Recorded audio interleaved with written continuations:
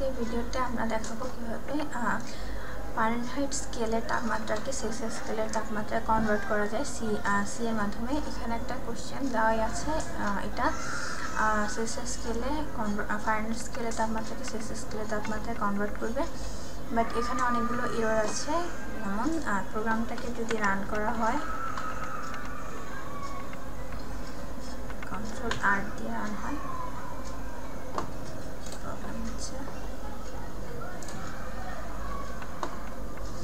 দেখা যাচ্ছে এখানে একটা এরর আছে।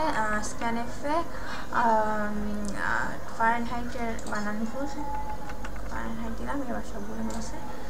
এবার যদি প্রোগ্রামটা রান হয় তাহলে প্রোগ্রামটা রান হয়েছে। সো এখন এটা ঠিক আছে, কিন্তু এটা একটা ব্যাক প্রোগ্রামে, এখান থেকে কিছু বোঝা যায় না। এটাকে টপ ডাউন ডিজাইনে কনভার্ট করতে হবে। সো এর জন্য প্রথমে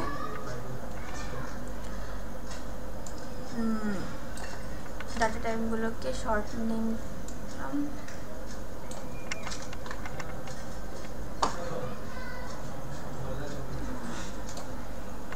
এখানে একটা %f হবে, শর্ট নেম কল করতে হবে। স্ক্যানএফ এর মাধ্যমে স্ক্যানএফ দিয়ে ডাটাকে সেভ করা হয়। প্রিন্টএফ এটা হচ্ছে আমাকে মনিটরে আউটপুট যেটা শো করবে সেটা দেখাবে। ফ্লট হচ্ছে একটা ডাটা টাইপ, এটা ভগ্নাংশের মান দেখাবে। সেলসিয়াস ফারেনহাইট স্কেলে তাপমাত্রা যেহেতু ভগ্নাংশে পরিণত করা যায়, সো এই জন্য আমি ফ্লট নিয়েছি। এটাকে আমি কমেন্ট হিসেবে ডাবল ব্যাকস্ল্যাশে কমেন্ট হয়ে যায়। সো এটাকে আমি একটা নতুন একটা ফাংশন কল করব, সেলসিয়াস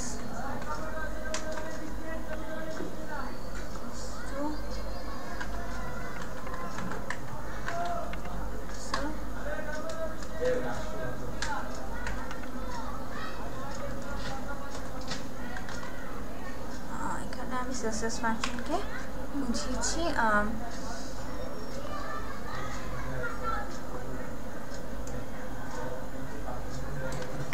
আমার চেঞ্জ করতে হবে, যেহেতু আমি আগে ইউজ করেছি।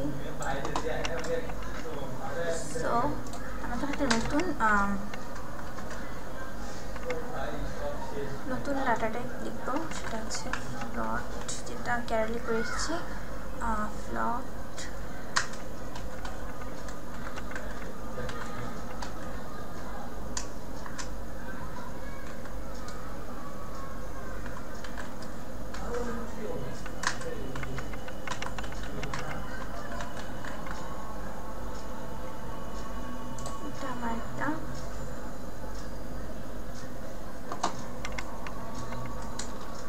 নতুন ফাংশন হচ্ছে।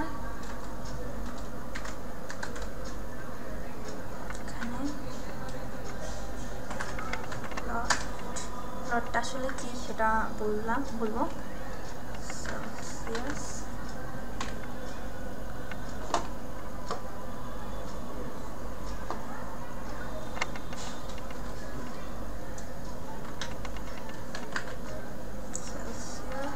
সেলসিয়াস হচ্ছে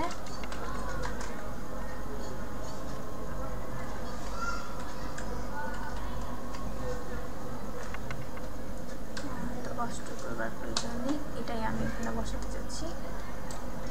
control C, control C.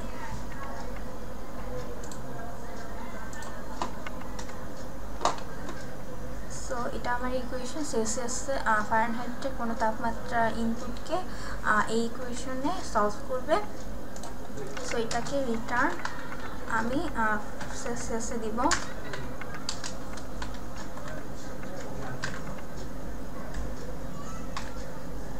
So যেহেতু আমি এখানে একটা নতুন প্রোটোটাইপ তৈরি করেছি, সো এটাকে এখানে কপি করব।